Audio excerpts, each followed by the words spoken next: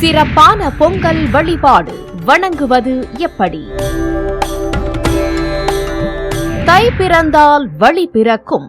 அனைவரது வாழ்க்கையிலும் ஆரோக்கியம், செல்வம், மன மகிழ்ச்சி அனைத்தையும் கொண்டுவரப் போகும் இந்த தை திருமகளை நாம் வரவேற்போம். தை மாதம் என்றாலே நம் வாழ்வில் பல புதிய முன்னேற்றங்களை கொண்டு வரும் மாதம் என்றே நம் முன்னோர்கள் குறித்து வைத்துள்ளனர். அந்த நாளில் போகி கொண்டாட சிறந்த நேரம் எது? பொங்கல் வைக்க நல்ல நேரம் எது? அதன் சிறப்புகள் என்ன? எப்படி வழிபடுவது என்பதை காண்போம். போகியின் மகத்துவம். முதலில் பொங்கலுக்கு முதல் நாள் வரும் போகி பண்டிகையின் உண்மையான மகத்துவத்தை நாம் தெரிந்து கொள்வோம். பழையன கழிதலும் புதியன புகுதலும் என்பதே போகி கொண்டாடும் நாளின் தத்துவம். இந்த நாளில் நம் வீட்டிலிருக்கும் உபயோகமற்ற பழைய பொருட்களை அகற்றுவதே நமது வழக்கம். அன்றைய தினம் இல்லத்தை தூய்மை செய்து நமக்கு பழைய நினைவுகள் தரும் பொருட்களை மீட்டெடுத்து பாதுகாத்து கொள்ளலாம். அனைத்திற்கும் மேலாக நம் இல்லத்திற்குள், உறவுகளுக்குள், நண்பர்களுக்குள் இருக்கும் ஆணவம், வஞ்சனை, பொறாமை, பேராசை அனைத்தையும் நம் இல்லத்தில் இருக்கும் அனைவரும் சேர்ந்து விட்டொழிப்பது அல்லது அழித்துவிடும் நாளே போகி திருநாள். இப்படி செய்வதால் நம் இல்லமும் மனமும் வாழ்க்கையும் தை மாதம் முதலே அழகானதாகவும் சிறப்பானதாகவும் மாறும் என்பது உண்மை.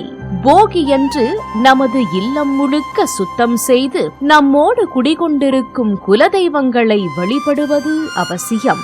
இந்த ஜனவரி மாதம் 14ஆம் தேதி புதன்கிழமை போகி திருநாள் கொண்டாடப்படுகிறது. அன்றைய தினம் காலை நமது இல்லமெல்லாம் சுத்தம் செய்து மாலை 7 மணிக்கு மேல் இரவு 9 மணி வரை நமது குலதெய்வங்களை வணங்க சரியான நேரம் என்று குறிப்பிடப்பட்டுள்ளது. எப்படி வழிபடுவது?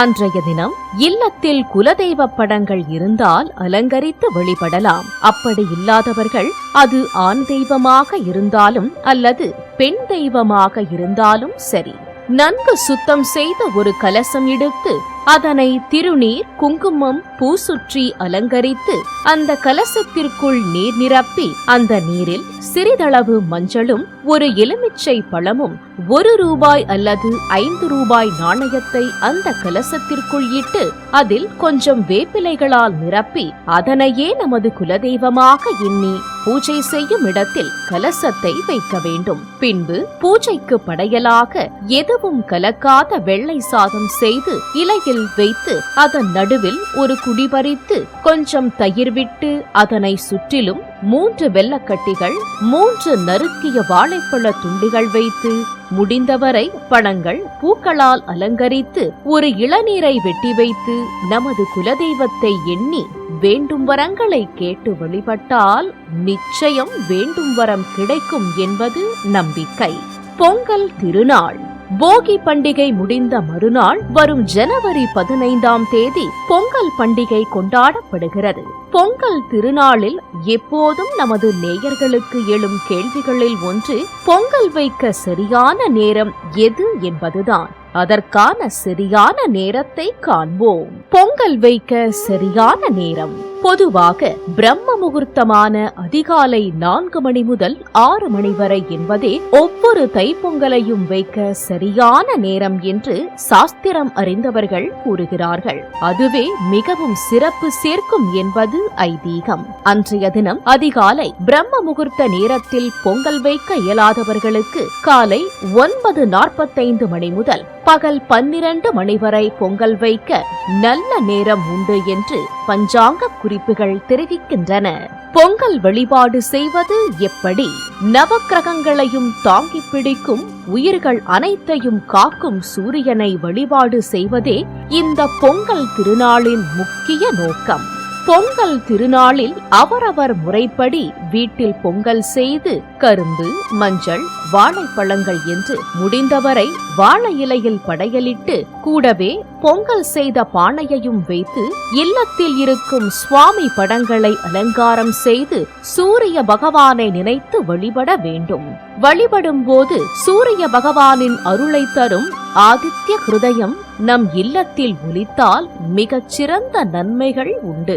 மாட்டுப் பொங்கல் அன்று முன்னோர் வழிபாடு. பொங்கலுக்கு அடுத்த நாள் உழவு தொழிலுக்கு நமக்கு பெரிதும் உதவிய மாடுகளை கொண்டாடும் திருநாளான மாட்டுப் பொங்கல் வருகிறது. அந்த நாளில் நாம் நமது முன்னோர்களை வணங்கும் நாளாகவும் பார்க்கப்படுகிறது. அப்படி நாம் வணங்க சரியான நேரம் எது என்பதையும் காண்போம். முன்னோர்களை வணங்க சரியான நேரம். இந்த ஆண்டு வரும் ஜனவரி 16ஆம் தேதி வெள்ளிக்கிழமை மாட்டுப் பொங்கல் திருநாளாக கொண்டாடப்படுகிறது.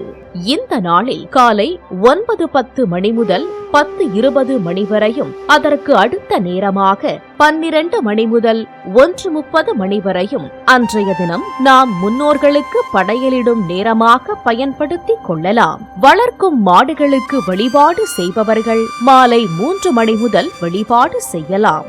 மாட்டுப் பொங்கல் அன்று முன்னோர் வழிபாடு செய்வது எப்படி? ஜனவரி 16ஆம் தேதி வெள்ளிக்கிழமை முன்னோர் வழிபாடு செய்பவர்கள் தங்கள் முன்னோர்களுக்கு பிடித்த உணவுகளை செய்து அவர்களுக்கு புது உடைகள் வாங்கி வைத்து அவர்கள் நினைவாக இருக்கும் பொருட்களை வைத்து வகை வகையான உணவுகள் செய்து படையலிட்டு வழிபாடு செய்யலாம். வழிபாடுகள் முடிந்து வாங்கி வைத்த புது உடைகளை இல்லாதவர்களுக்கு தானமாக கொடுக்கலாம். இப்படி வழிபடுவது நமது வாழ்வில் இருக்கும் தடைகள் அனைத்தையும் நீக்கி சிறப்பான முன்னேற்றம் கொடுக்கும் என்பது நம்பிக்கை. மாட்டுப் பொங்கல் அன்று நந்தி வழிபாடு செய்வது மிகச் சிறப்பான பலனை கொடுக்கும் என்று கூறுகிறார்கள். நந்திக்கு அபிஷேகம் செய்வது, நந்தி அஷ்டகம் கேட்பது அல்லது பாடுவது மிகவும் சிறப்பு வாய்ந்தது. இப்படி வழிபடுவது ஈசனின் அருள் கொடுத்து ஞானம், கல்வி, செல்வம் பெருக்கும் என்பது ஐதீகம். சிறப்பான பொங்கல் வழிபாடு வணங்குவது எப்படி?